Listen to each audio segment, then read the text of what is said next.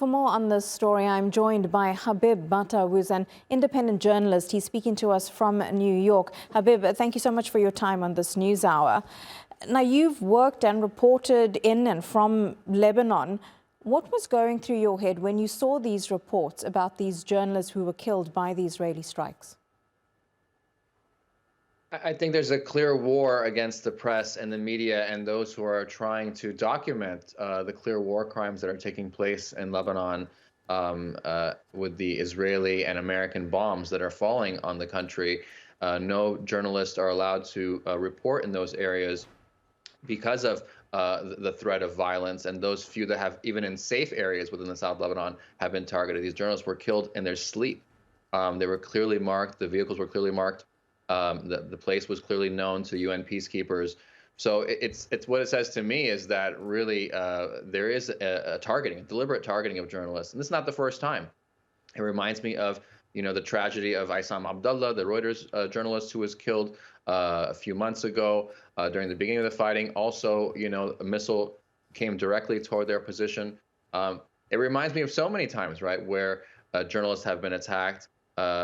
Going back to the Iraq war and the invasion by the U.S. forces, when the Palestine hotel was attacked, when journalists were attacked there. We're constantly told these are accidents, but it keeps happening. Do you think these journalists were targeted because they work for media associated with Hezbollah or associated with Iran? Well, it's very hard to say because there are a lot of other journalists staying in that hotel. So it could have just been that they were targeting the place where journalists trying to scare them, perhaps. Again, we've seen a military, an Israeli military that has been satisfied to and has never been held accountable for its mass killing of journalists, whatever media outlet they worked for. Over 160 journalists have been killed in Gaza.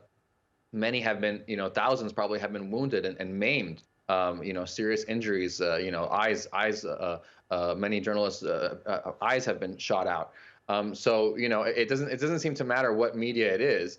And American media, right, were also attacked, at times in Gaza in previous conflicts. The targeting of the AP and Al Jazeera has been targeted many times. So I think that almost all of the media who are in that area have been subject to attack. Mm-hmm.